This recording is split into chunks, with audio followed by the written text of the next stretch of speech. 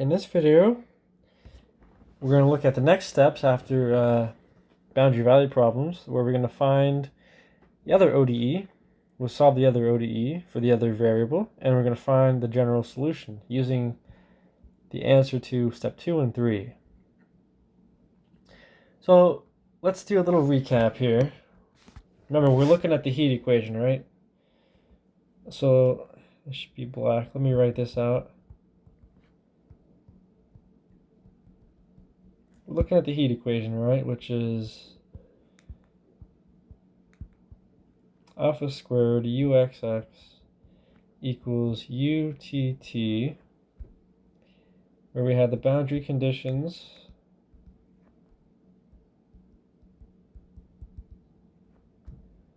(0 degrees at the end, 0 degrees the full length of the rod, the other end.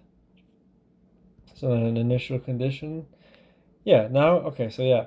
Now I'm going to, on top of what we already have, well, we don't actually need the initial condition just yet.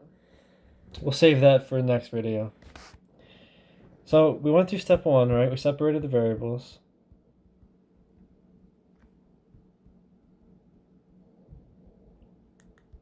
Let me actually call this step 1.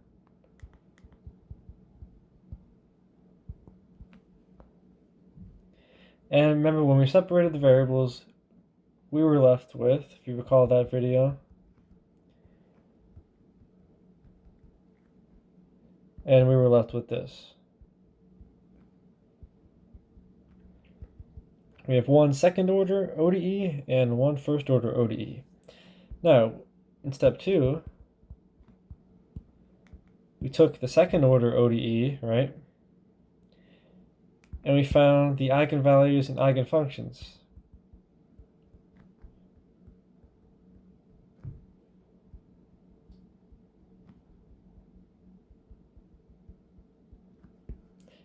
For the heat equation with these boundary conditions, right? So let me look at what they were. So our eigenvalue was negative n pi over L squared for n equals 1, 2, 3, and so on. The eigenfunctions were, I can't even read my handwriting.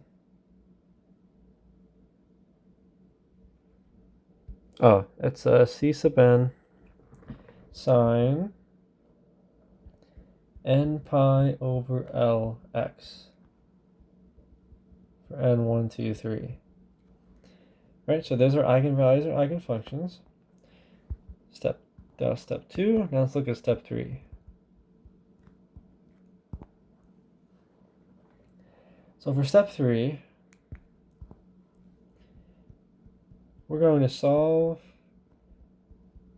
the other ODE. And the other ODE was this here. Shouldn't that be prime? That should be t prime, sorry. T prime minus alpha squared lambda n t equals 0. So given this, we want to solve this. Solve for t sub n, right? Because we have x sub n from the eigenfunction. So we're going to solve for t sub n. Well, how do we do this? Well, we know what lambda is, right? So we know what lambda sub n is, so we can plug that into here. That is negative n pi L squared.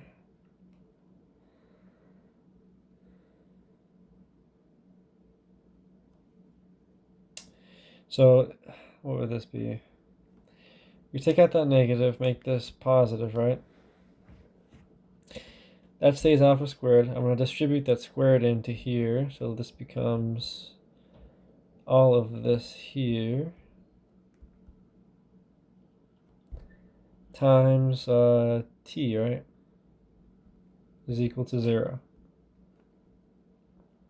So now what do we do? Well, just like before, we solve the characteristic equation. So remember, propose.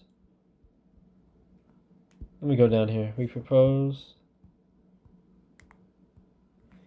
y equals e, or sorry, t equals e to the r. Now t is a function of little t, so it's little t.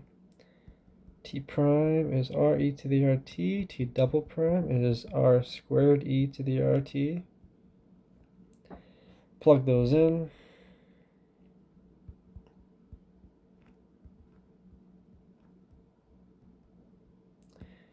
I'm doing this all out because it's an overview video.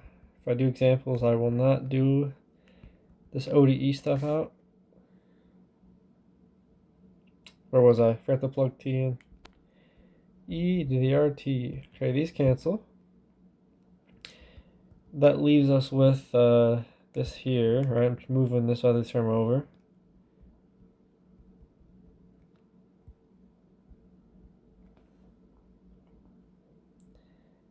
And then what do we do? Well, we write the general solution out, right? So then we just get t sub n is I guess, yeah, we have a constant, and then we have e to the whatever this is, right? And that's our general solution for t sub n. So now that's step 3, basically. Yeah, that's it. So that's step 3. That's our t sub n. Of course, this is for every n equals 1, 2, 3. See, that's a pretty short and simple step. So now we go to step 4. Now step 4 is called fundamental set of solutions. You might remember this from ODEs. Remember when we took the Wronskian to figure out if we had a fundamental set of solutions? This is denoted as FSS and the general solution. General solution is what matters. But fundamental set of solution, all of that. So okay, so let's look at that first. Let's look at the fundamental set of solutions. So what we want to do is we want to use x sub n, t sub n, and this here. When we define this, when we do separation of variables, x, t, little t. Okay.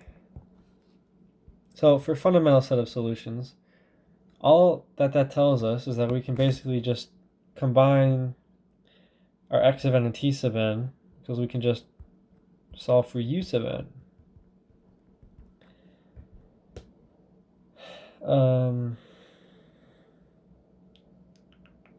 Yeah, this would just be x sub n, t sub n, right? Basically. Of course, these are functions of little x and little t, but I'm omitting that for now. We then just plug in those two values. Where is their x sub n? Right here.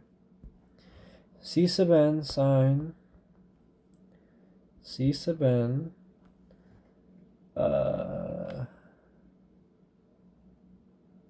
sine of n pi over L x e to the negative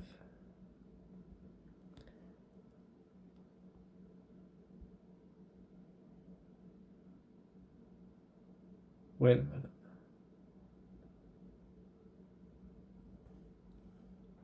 This should be negative, right? I moved it over. Whoops. Small mistake there.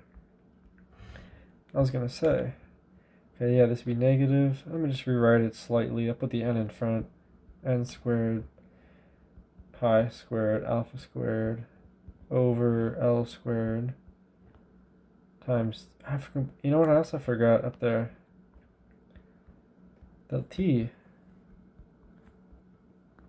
right? Oh boy. Okay, so now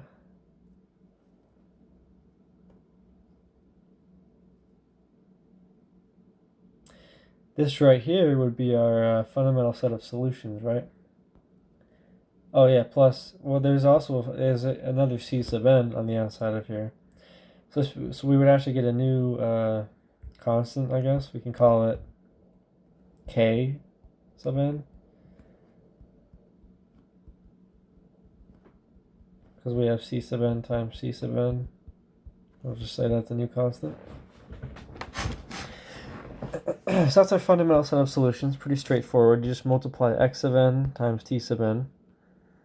And then we now can find the general solution of the PDE. So to find the general solution, we're basically going to make a claim, and we're basically going to claim that each u sub n is a solution of the heat equation. So what that means is we can rewrite u sub n of x of t in the form of a series. So instead of writing u sub n, we write u sub x of t, and then we turn it into a series. So for this one, we'd go from n equals 1 to infinity, right? Of our new constant, which is k sub n, actually, yeah, we'll keep it as k. Doesn't matter what it is. Times u sub n x of t. Okay. I'm sorry, ignore that constant there. It's just this. It's a sum of all the u sub n's, right? The sum of all of them is a solution to the heat equation. So we can then write out u of x of t as, we just plug in our fundamental set of solutions here, right? So we have k sub n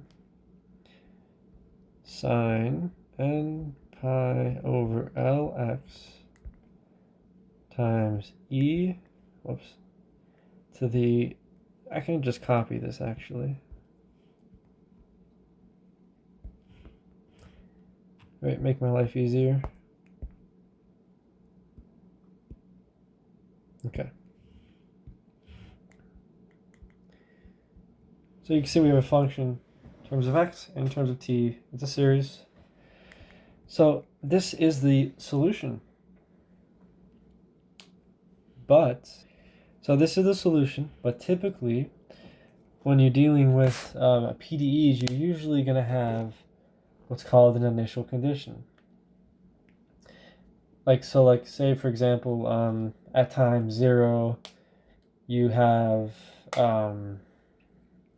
a specific heat distribution going on throughout the beam, right? On top of the boundary conditions. So you have the ends at constant 0, and then throughout the bar you have another function that's governing the heat dissipation at time 0. So then at that time you can find a solution based off of that initial condition at time 0. So if we were to do something like that, we then have to go to Fourier series. And that's the next step in the problem, step 5. So step 5 will be in the next video, which is called Fourier,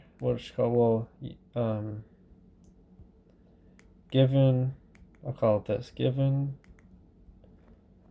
initial conditions, solve the general solution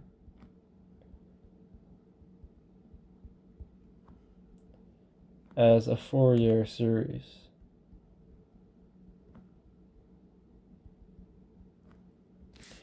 Alright, so I hope you enjoyed this video, and I'll see you in the next video. Let me just box this so it looks nice. Okay, and I'll see you in the next video for step 5.